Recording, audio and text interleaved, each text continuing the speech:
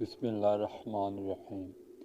ہر جائز کام میں خاوند کی اطاعت کرنا البتہ خلاف شرع اور گناہ کے کام میں معذر کر دے۔ نمبر 2، خاوند کی حیثیت سے زیادہ خرچ میں نان و نقطہ کا مطالبہ نہ کرنا۔ نمبر 3، شوہر کی اجازت کے بغیر گھر میں کسی کو نہ آنے دینا، خصوصاً کزن وغیرہ کو۔ نمبر 4، شوہر کی اجازت کے بغیر گھر سے باہر نہ نکلنا۔ نمبر 5، شوہر کی اجازت کے بغیر اس کے مال میں سے کسی کو کچھ نہ دینا۔ نمبر 6، شوہر کی اجازت کے بغیر نفلی نماز اور نفل روزہ نہ رکھنا۔ نمبر 7، خاوند شہوت کے لیے بلائے تو شریف ممانعت اور رکاوٹ کے بغیر انکار نہ کرنا۔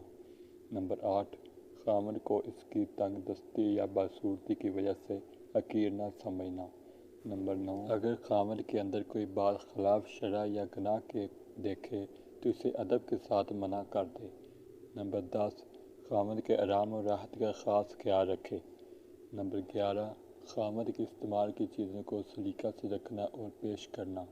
نمبر 12، خاوند کے ساتھ اونچی آواز سے چیخ چیخ کر نہ بولنا۔ نمبر 13، کسی کے سامنے خاوند کی شکایت نہ کرنا۔ نمبر 14، خاوند کے ساتھ زبان درازی اور بد زبانی نہ کرنا۔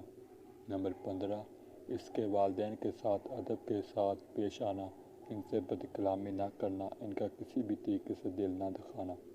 قرآن کریم کی روح سے نیک بیوی وہ ہے جو مرد کی حاکمیت کو تسلیم کر کے اس کی اطاعت کرے، اس کے تمام حقوق ادا کرنے کے ساتھ ساتھ اس کی پیٹھ پیچھے اپنے نفس اور اس کے مال کی حفاظت کرے۔ اپنی عصمت اور مال کی حفاظت جو خانہ داری میں زیادہ اہم ہے، اس کو بجا لانے میں خاوند کے سامنے اور خاوند کے پیچھے برابر حساب رکھے۔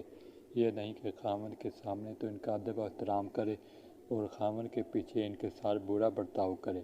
ایک حدیث میں اس کی مزید تشریح ہے کہ حضور اکرم صلی اللہ علیہ وسلم نے فرمایا کہ بہترین عورت وہ ہے جو جب تم اس کو دیکھو تو خوش ہو جاؤ، اور جب تم اسے کوئی حکم دو تو وہ تمہاری اطاعت کرے، اور جب تم غائب ہو تو اپنے نفس اور مال کی حفاظت کرے۔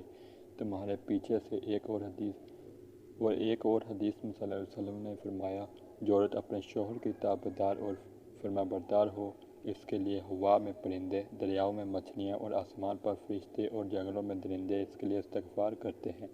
میری ماؤں اور بہنوں، آپ صلی اللہ علیہ وسلم نے کتنی بڑی بڑی فضیلت بتائی ہے۔ جو عورت اپنے شوہر کی فرمانبردار ہو تو اس کو دیکھو، مچھلیاں اس کے لیے دعا کرتی ہیں، پرندے اس کے لیے دعا کرتے ہیں، درندے بھی اس کے لیے دعا کرتے ہیں، اس کے لیے استغفار کرتے ہیں۔ اور میری ماں اور بہنوں، جتنا ہو سکے اتنا اپنے شوہر کی فرمانبرداری